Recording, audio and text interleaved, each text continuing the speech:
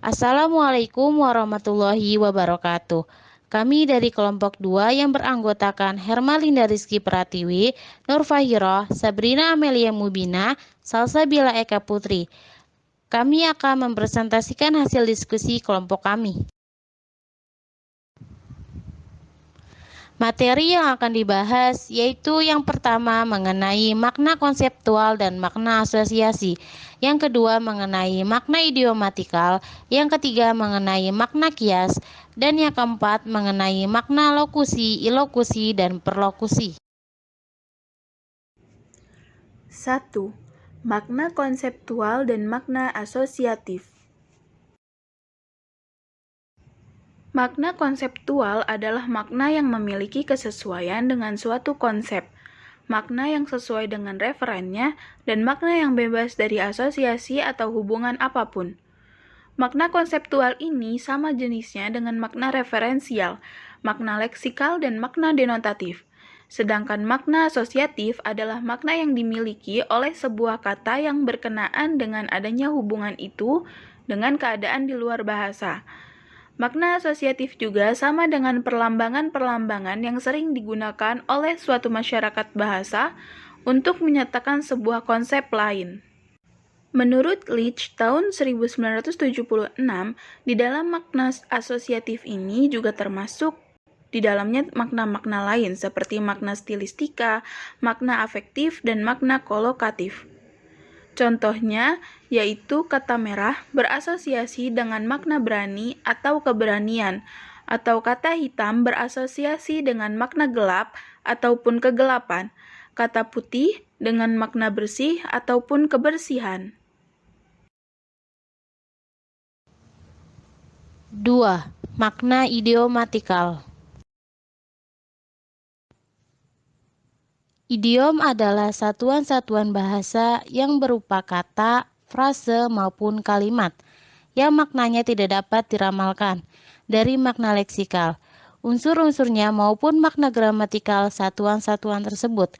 Menurut kaidah gramatikal, misalnya kata-kata ketakutan, kesedihan, keberanian, dan kebimbangan memiliki makna hal yang disebut bentuk dasarnya, sedangkan kata kemaluan tidak memiliki makna seperti itu.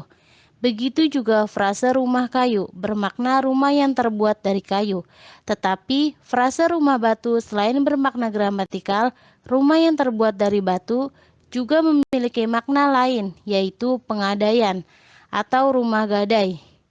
Dalam bahasa Indonesia tidak memiliki makna gramatikal melainkan hanya makna idiomatikal.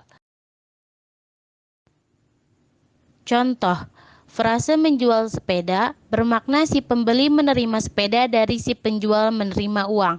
Frase menjual rumah bermakna si pembeli menerima rumah dari si penjual menerima uang. Tetapi konstruksi menjual gigi bukan berarti pembeli menerima gigi dan si penjual mendapat uang, tetapi memiliki makna tertawa keras-keras. Berdasarkan contoh di atas, frase-frase tersebut tidak memiliki makna gramatikal, melainkan hanya memiliki makna idiomatikal. Begitu juga dengan rumah batu, rumah hijau, dan membanting tulang. Hal ini karena makna idiom tidak lagi berkaitan dengan makna leksikal atau makna gramatikal. Unsur-unsurnya, maka bentuk-bentuk idiom ini ada juga yang menyebutkan ke dalam satuan-satuan leksikal tersendiri. Maknanya merupakan makna leksikal dari satuan tersebut. Jadi, menjual gigi adalah leksem dengan makna tertawa keras-keras. Membanting tulang adalah sebuah leksem dengan makna bekerja keras. Dalam bahasa Indonesia, bentuk-bentuk idiom dibagi menjadi dua bentuk, yaitu idiom penuh dan idiom sebagian. Idiom penuh adalah sebuah makna yang sudah satu kesatuan dengan unsur-unsurnya secara keseluruhan. Misalnya menjual gigi, meja hijau, dan membanting tulang. Sedangkan idiom sebagian adalah sebuah makna yang masih memiliki makna leksikalnya sendiri. Misalnya, daftar hitam yang memiliki arti daftar orang-orang yang dicurigai atau bersalah. Ataupun koran kuning yang memiliki arti koran yang memuat berita sensasi. Makna pada kata idiom penuh tidak dapat diramalkan, baik secara leksikal ataupun gramatikal. Makna peribahasa masih dapat diramalkan, karena adanya asosiasi atau tautan antara makna leksikal dan gramatikal. Unsur-unsur pembentuk peribahasa itu dengan makna lain yang menjadi tautannya. Contohnya, yang pertama, air tenang jangan disangka tiada buayanya. Artinya, orang pendiam jangan disangka penakut. Yang kedua, bagai pinang dibelah dua. Dua orang atau dua hal yang benar-benar serupa sulit dibedakan. Karena peribahasa ini bersifat membandingkan atau mengumpamakan, maka lazim juga disebut perumpamaan. Kata-kata seperti bagai, bak, laksana, dan umpama lazim digunakan pada peribahasa. Meskipun begitu, tidak semua peribahasa yang menggunakan kata tersebut. Namun, kesan peribahasa masih tampak terlihat pada kalimatnya, seperti bagai padi semakin berisi makin merunduk, dan tong kosong nyaring bunyinya. Ketiga, makna kias. Pada susunan Kamus Bahasa Indonesia Wilfridus Josephus Sabarija Purwadarminta terdapat istilah arti kiasan. Penggunaan istilah arti kiasan ini sebagai oposisi dari arti sebenarnya. Maksudnya adalah dalam bidang linguistik, arti kata oposisi ini dimaknai sebagai pertentangan antara dua unsur bahasa untuk memperlihatkan perbedaan arti. Nah, arti kiasan ini adalah semua bentuk bahasa termasuk frasa, kata, ataupun kalimat yang tidak merujuk pada arti sebenarnya. Arti-arti sebenarnya ini seperti arti konseptual, arti denotatif, ataupun arti leksikal. Contoh dari makna kias yang pertama adalah putri malam yang memiliki makna bulan. Di sini bulan dimaknai dengan putri malam karena menyinari pada malam hari. Terus yang kedua, raja siang yang memiliki makna matahari. Mana matahari ini dikiaskan menjadi raja siang karena matahari yang menyinari bumi pada malam hari. Terus yang ketiga, membanting tulang yang memiliki makna bekerja keras.